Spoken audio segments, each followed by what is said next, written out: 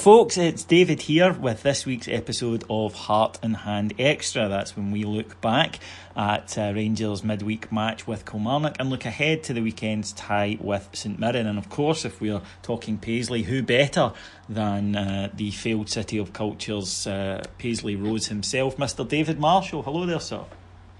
How you doing, David? Yeah, it's good to have a St Mirren correspondent on a Rangers podcast. Yes, that's your role. Well, I mean, you are the greatest thing Paisley has given us since I've no idea, because I can't really think of many other great things Paisley has given us. Exactly. I mean, Paolo Nutini. I mean, no, it's not a great list. You can keep that. Ian Ferguson, I suppose, technically, even though he came from Parkhead, but we did get him from St Mirren, so I suppose. Really? Yeah, I suppose we'll qualify with him. Right, we can't delay it any further. Another disappointing result for Rangers, I'm afraid, against Kilmarnock, and a rather kind of tame draw at Ibrox on Wednesday night. The manager had asked for a reaction, didn't get one in terms of the result. Rangers started well, got an early goal through Alfredo Morelos, but then gave away a rather poor goal defensively to Greg Stewart 5 minutes later. And then, although had a few decent chances, a header from Connor Goldson in the first half, he probably should have scored. A shot from James Tavernier that hit the bar.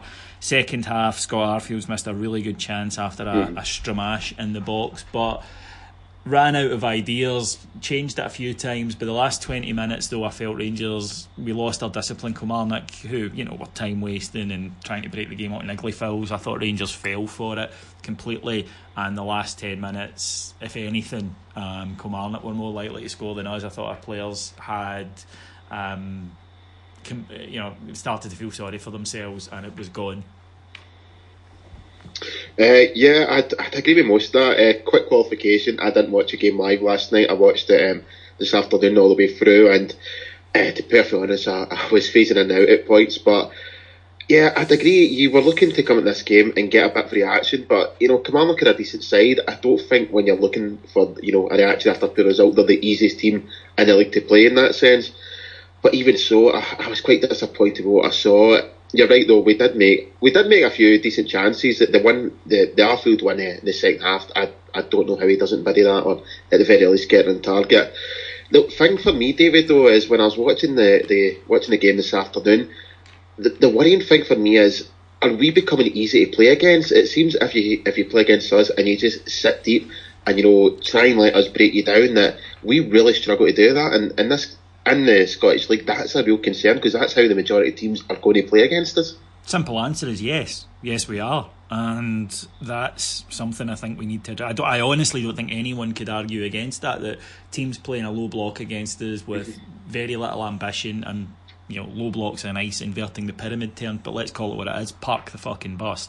They think, and evidence is suggesting they're right, that if they work hard and don't make many mistakes, then that makes it very difficult for us. The crowd get frustrated. They were already frustrated going in after Sunday, and that's what we got. I thought last night that the main talking point for me is, I don't think Joe Worrell is a bad player, okay? I don't.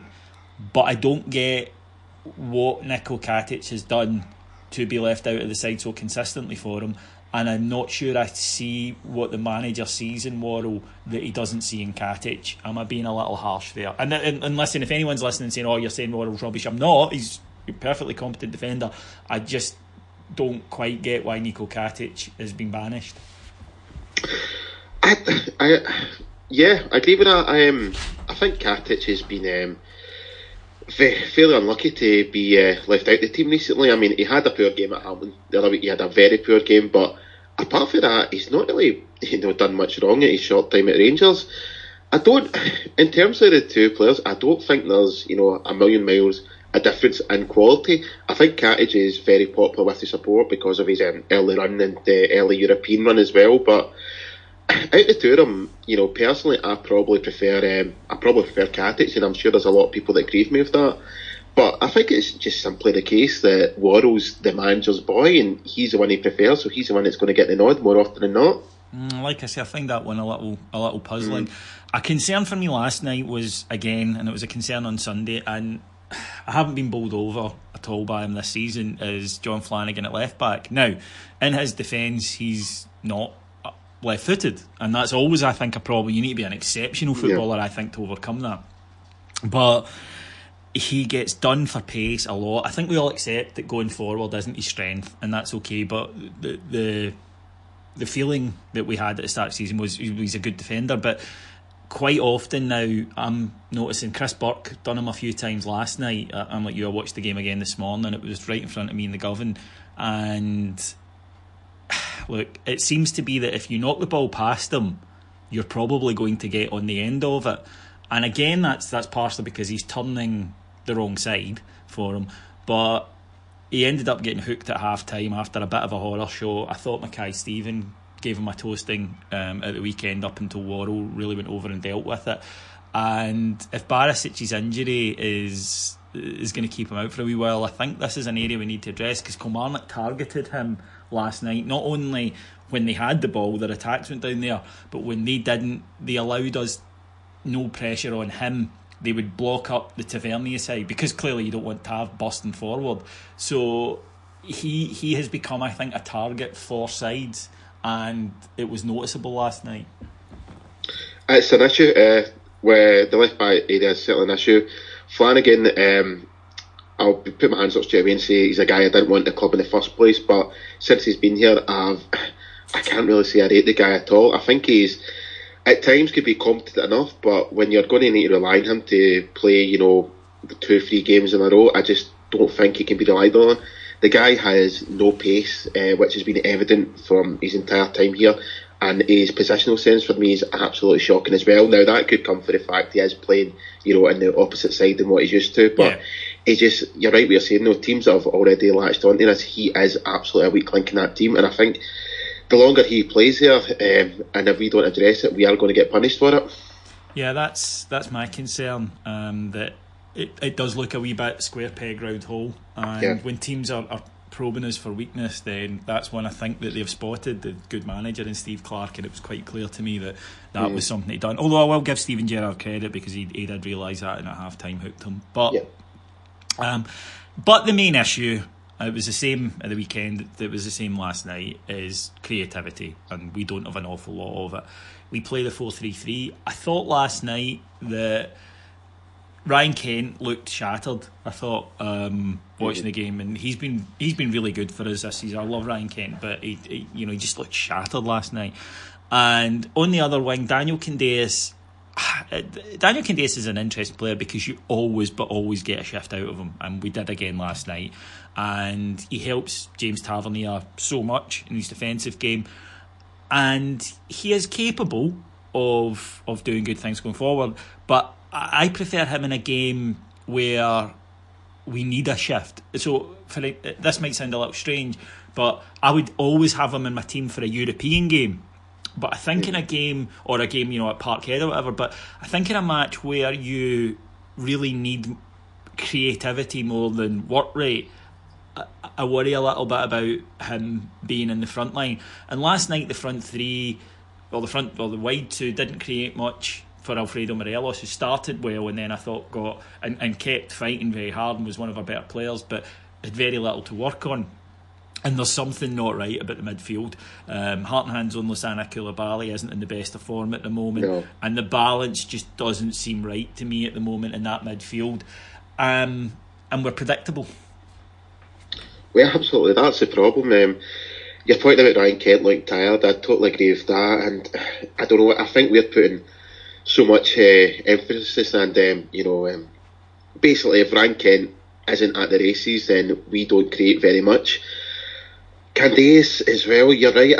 I don't know if it comes down to David as well, though, with Candace. If he is a more consistent creative or attacking threat, then the guy isn't at Rangers, because you're right, he does put in a shift absolutely every time he gets on there. One thing for me as well, I don't think in the last few games we've seen the best from Tav in an attacking sense, and I think when he's not at it going forward, that again takes out a big arsenal in our in going forward for us. Koulibaly for me, that's I was thinking about this afternoon when I was watching the game.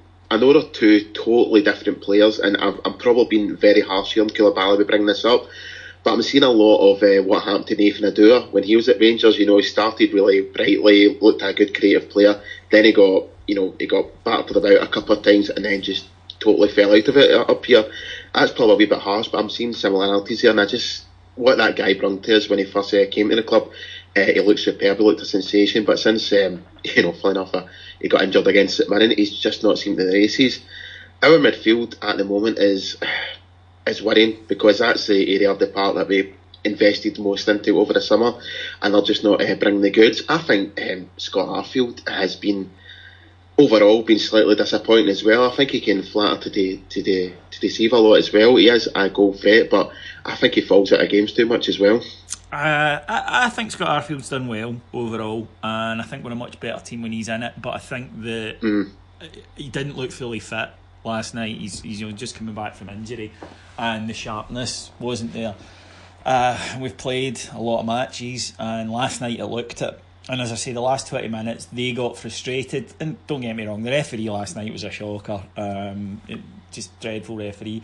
Kelly are, shall we say, very professional side. They're very good at wee niggly fouls. They're very good at time wasting. Yeah. But we got sucked into it. And from about 86 minutes and then 5 minutes injury time, they completely killed the game. And we allowed them to do that when we should have been taking it. The crowd got the boost when the 5 minutes went up, but then Kelly went up, kept us in the corner, forced a series of set pieces, and our players just grew more and more frustrated. You could see it, and it just wasn't arguing with the referee. It's our time you're wasting at that point, lads. Stupid. That's bloody stupid. Yeah, and it was just a really frustrating night all in for Rangers. Now, Steven Gerrard, I like a great deal, and I think he's going to be a good manager, but he's raw and he's making certain errors, but he clearly has the belief in this system. But I think that we need to look at doing something else, because we just don't seem to have a goal threat at the moment, and other teams aren't going to change. It's quite obvious now what you need to do against this 4-3-3. The phrase that springs to mind that may be unfair, but is that they've figured this out, because it kind of looks that way. And he sort of alluded to itself last night when he said Kilmarnock will have seen what Spartak and what Aberdeen did and decided to do it. Well, that to me indicates then, yes, everyone's went, if you do this, you stop them. So surely then we need to look at going, okay, when we do the 4-3-3, this low block seems to completely stop us. So what do we do to circumvent? Do we go 3-5-2? Do we go 4-2-1 or 4-2-3-1? What do we do?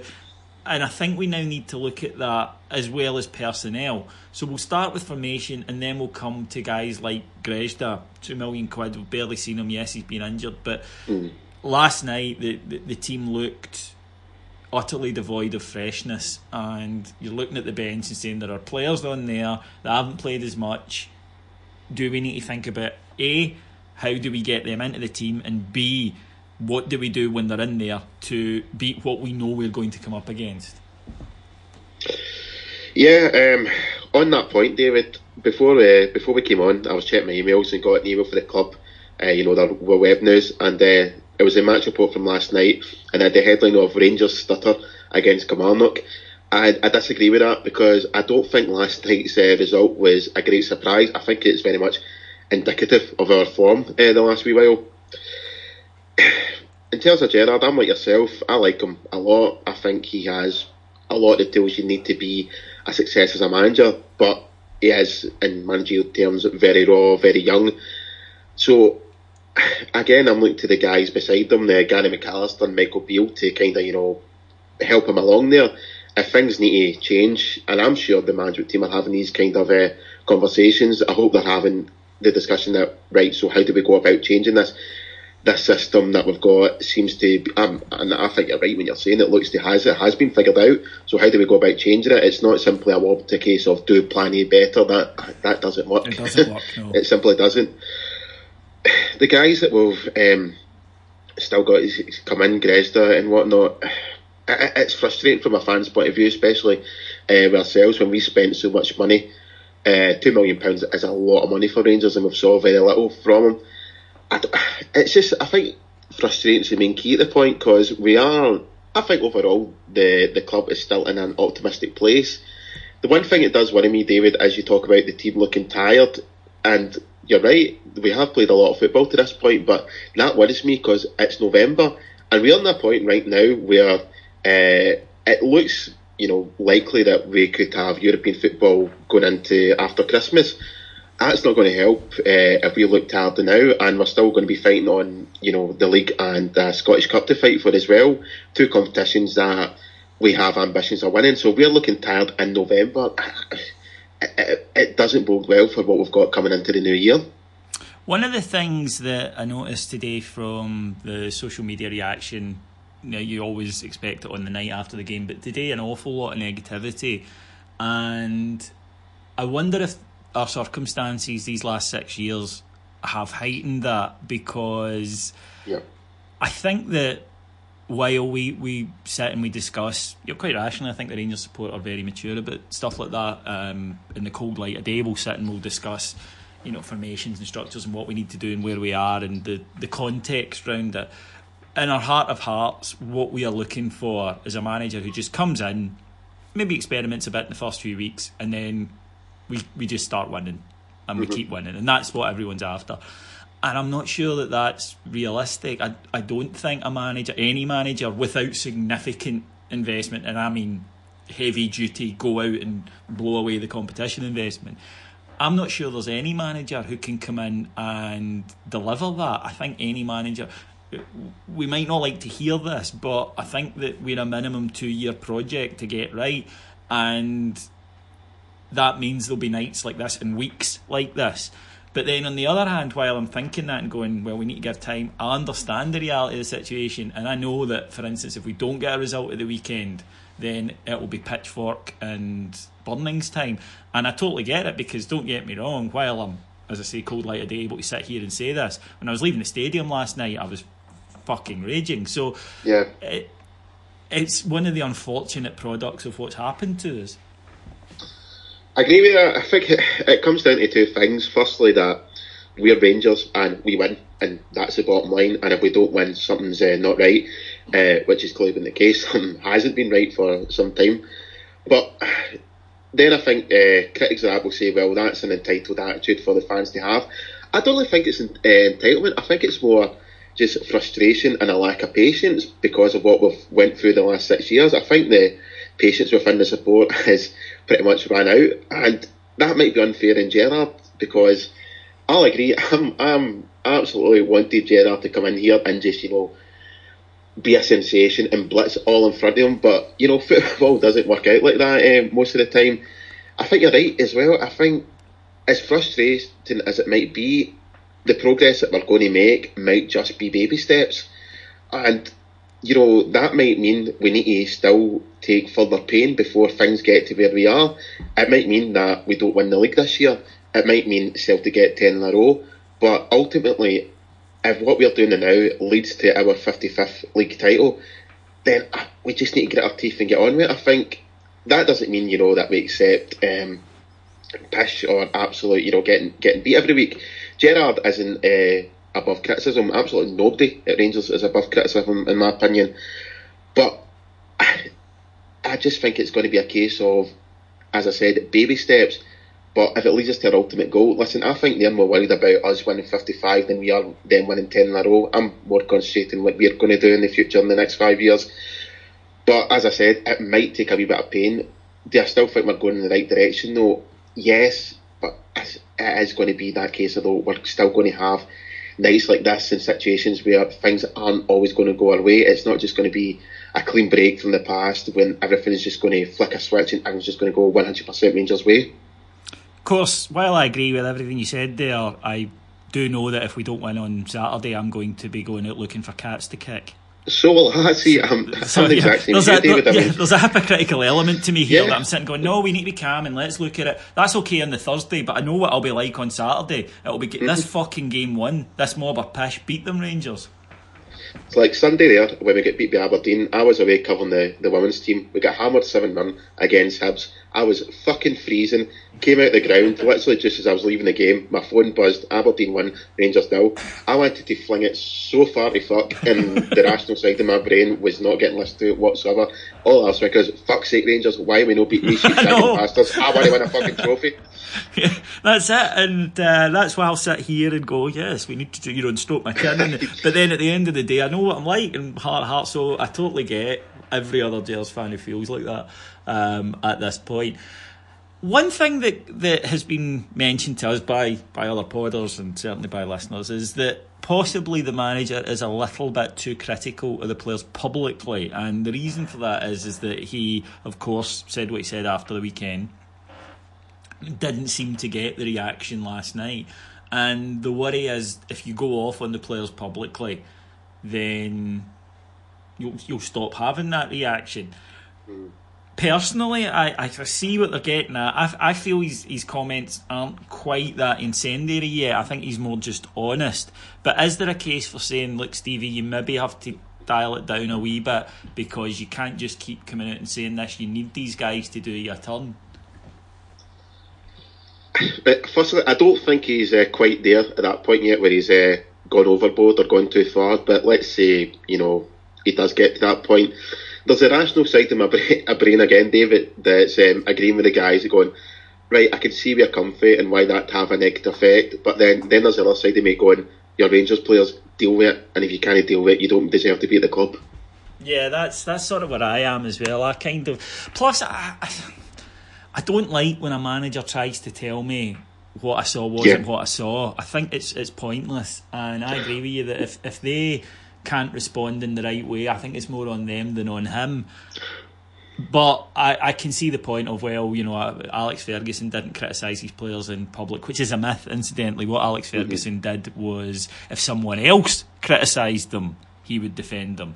But he did criticise his players in public. But again, a young manager, and he maybe just needs to learn that sometimes you'll get a wee bit more with sugar than with a stick. But again, though, I look back to Warburton and Pedro, and they created and Murty rather, and they created a very protective atmosphere, and it didn't seem to do much. So I think that I'm with you. They either have the mentality or they don't. And there are questions because there are a few of them who are playing regularly who've been there for a wee while, and there's questions about those players' mentalities.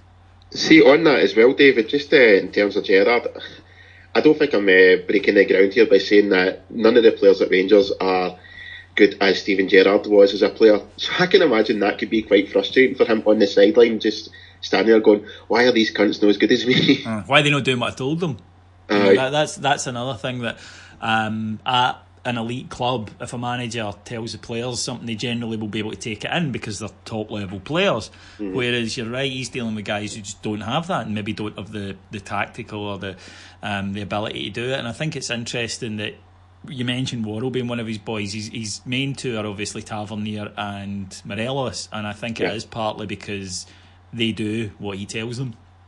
And I'd agree with that. Yeah, and I think that's what it is. They can process what he's telling them, and they do take it on. So, very frustrating. Now, I suppose if we had to have an away fixture, David, if we could pick one out of a hat, it would probably be St Mirren. But then I thought that about Hamilton, and we got a performance which really, up until the last few minutes, was dog shite.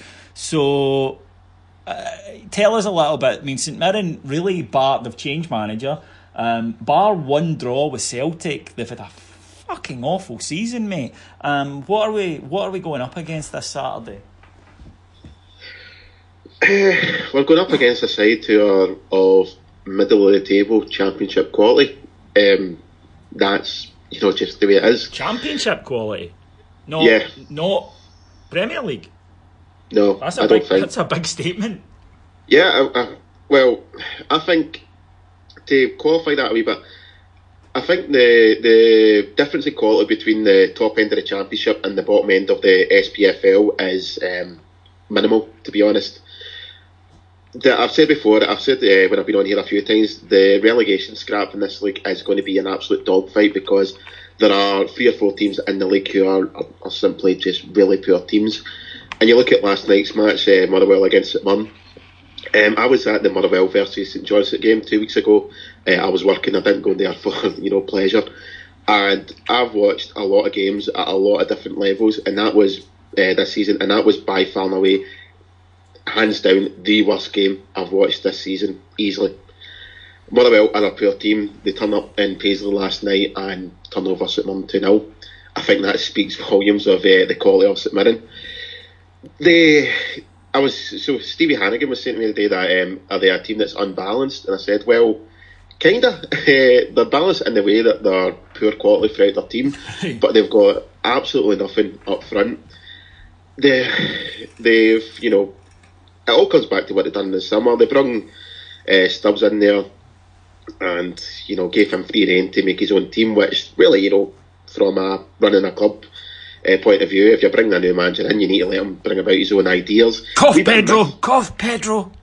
Aye, wee bit of myth that he totally ripped up the team. He did in certain ways, but even before the end of the championship season, St Mirren were already starting to get rid of the family silver and some of the players that they were there. Some of them had decided when Jack Ross was away to Sunderland, they were going with him. And you guys like Lewis Morgan was obviously going to Celtic. So Stubbs did sort of have a rebuild job to do there. What he did was make an absolute arse of it and fill his team with really poor, low-level English League 2 and League 1 players. And they're simply really poor. The result against Celtic was an absolute, anomaly.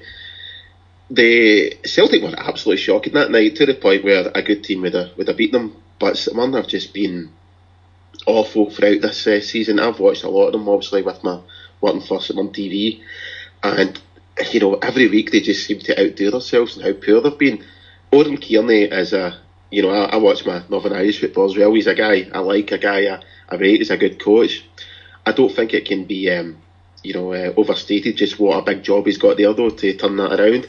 I think St Mirren's a good job for him, but I think it might even, in terms of timing, would have been better if he'd taken it, if someone get relegated and he took it next season. I think he'd had the tools to bring them back up. I don't know if he's going to be able to keep them up.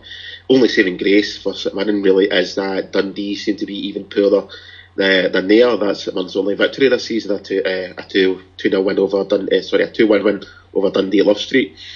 They're a really poor team, David. They've got very little attacking quality.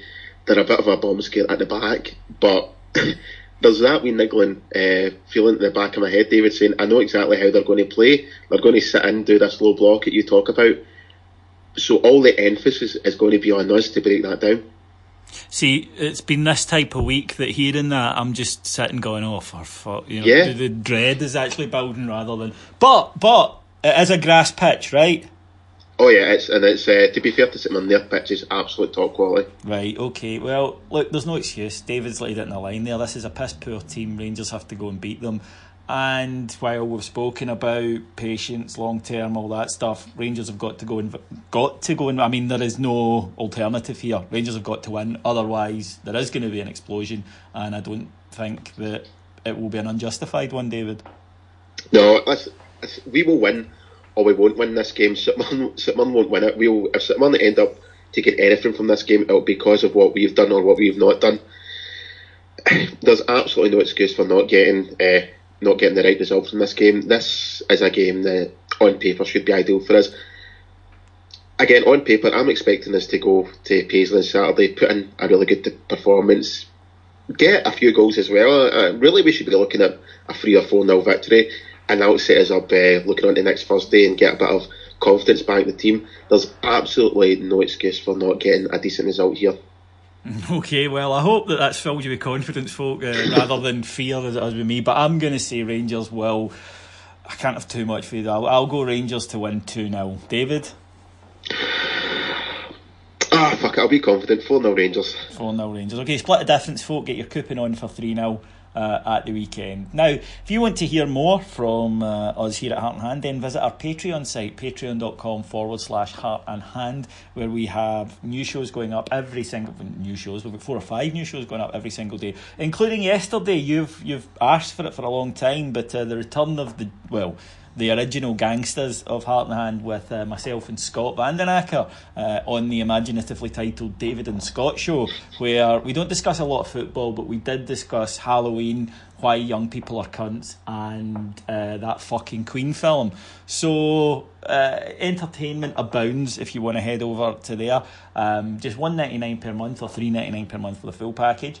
If you want to buy some Heart and Hand branded tat, then please do, because we have it available. And if you want to come and see Craig Moore join the Heart and Hand panel at the Lowdown Tavern Glasgow on Friday the 9th of November, there are still tickets available. Not many, but there are some, and I will stick the link up on my social media site. You'll be able to go and get them to go to our Heart and Hand page on Facebook or on Twitter. With that, I'd just like to thank our executive producers in London, Mr. Mike Lee and Paul Miles, and my guest, the wonderful Mr. David Marshall. Thanks very much, David. If you see me at Love Street on Saturday, please don't make an effort of pointing me out, because I'm a wee bit behind enemy lines on Saturday. At least you get in for free, though. Oh, aye. I mean, credentials, David, that's what I'm all about. Credentials, you know that. Yeah. Swings and roundabouts, mate. Swings and roundabouts. Thanks very much for listening, folk. We'll be back on Monday to discuss what happened in Paisley and hopefully, dear God, please cheering on a Rangers victory. Till then, take care. Bye.